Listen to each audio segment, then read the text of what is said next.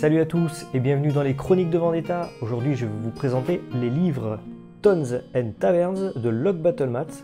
Donc c'était un Kickstarter qui a été lancé fin février 2020 et que j'ai réceptionné il y a quelques jours. Donc je vais vous faire une petite présentation. Donc il y aura donc la présentation des deux livres donc, qui sont dans l'étui, le volume 1 et le volume 2. Ensuite il y aura une petite présentation du Little Book. Donc c'est un peu la même chose qu'il y avait eu avec le Kickstarter Dungeon Book, on avait un petit livre supplémentaire. Et pour terminer, je vous présenterai, alors moi j'ai choisi, donc il y avait 3 choix disponibles, j'ai pris Magic Effect, il y avait aussi des maisons, des engins de siège et du mobilier. C'est parti pour l'exploration de ces livres. On commence avec des pages vierges où on va pouvoir dessiner ce que l'on souhaite au feutre effaçable, sachant qu'on peut écrire sur toutes les pages de ces livres.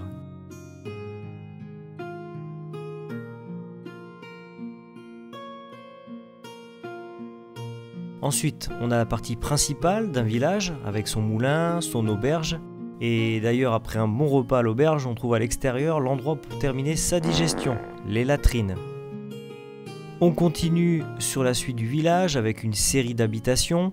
On y trouve une mare, il y a de très jolis effets visuels comme les reflets de la barrière sur l'eau ou encore des effets d'ombre et lumière dans les habitations.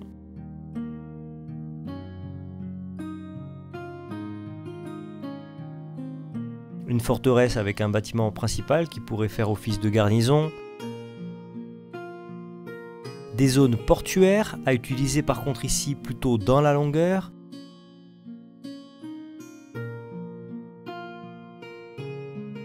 Ensuite on a plusieurs pages de villes avec des ruelles.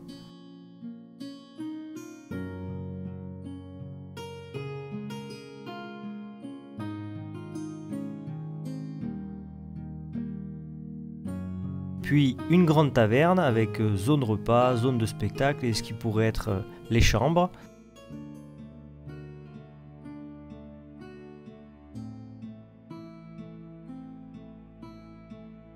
On repart dans une zone de ville avec une cour contenant un symbole.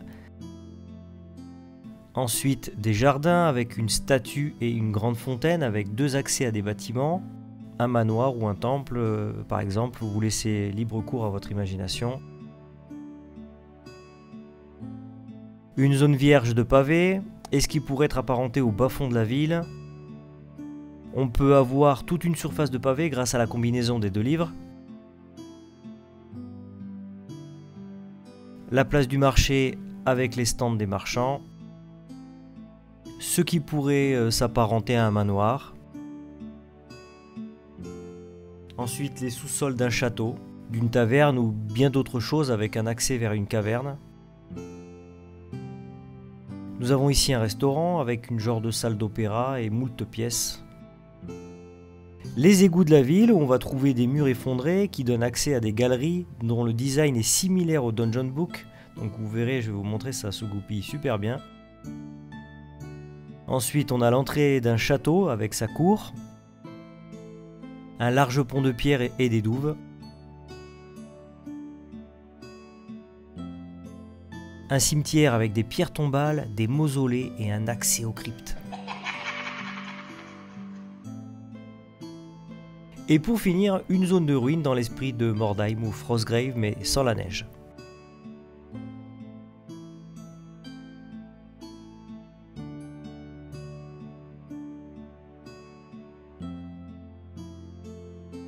Pour compléter, ce Kickstarter permettait d'obtenir aussi le Little Book, qui comprend plein de pages pour être utilisé en plus des livres ou bien seul.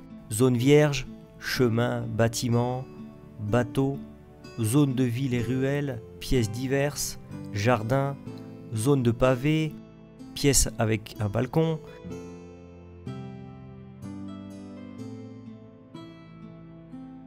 Ici, on a une cave avec des caisses et un accès vers une grotte. Ensuite, on a une zone d'égout accolée à une pièce qui semble avoir un puits de lumière. On voit d'ailleurs l'ombre de la grille qui donne sur la pièce d'égout. Ici, c'est un pont en pierre, on pourrait rajouter des statues dans ces zones.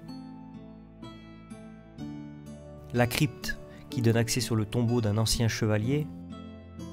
Et pour terminer, des ruines. Ces livres se mixent bien avec les livres donjons et avec d'autres livres de la gamme. Ici, la partie des égouts qui donne accès sur une caverne. Et là, je l'ai joint à une caverne du livre donjon.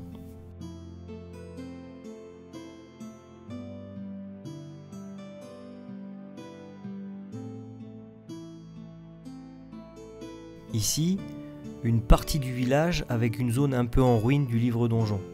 Il y a une petite différence entre pavé et dalle, mais ça passe bien quand même. Bref, on peut faire plein de combinaisons. J'aimais bien cette entrée de jardin qui donne accès sur un bâtiment. Et voilà, donc, si je prends le livre donjon, je mets par exemple la salle du trône.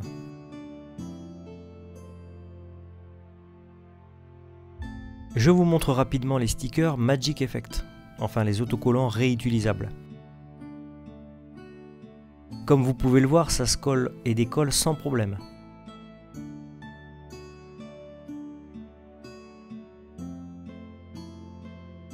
Pour finir, j'ai pris la crypte et regardez, j'ai un joli tombeau qui passe super bien avec. L'ajout d'éléments 3D donne un peu plus d'immersion et ça donne un bon rendu sur ces livres. Également, la zone de pavé sans autres éléments peut être aménagée à votre convenance, ici avec une maison papier de chez Dave Graham Models. Voilà, j'espère que cette petite présentation vous a plu. N'oubliez pas de vous abonner à la chaîne et je vous dis à bientôt les crafters.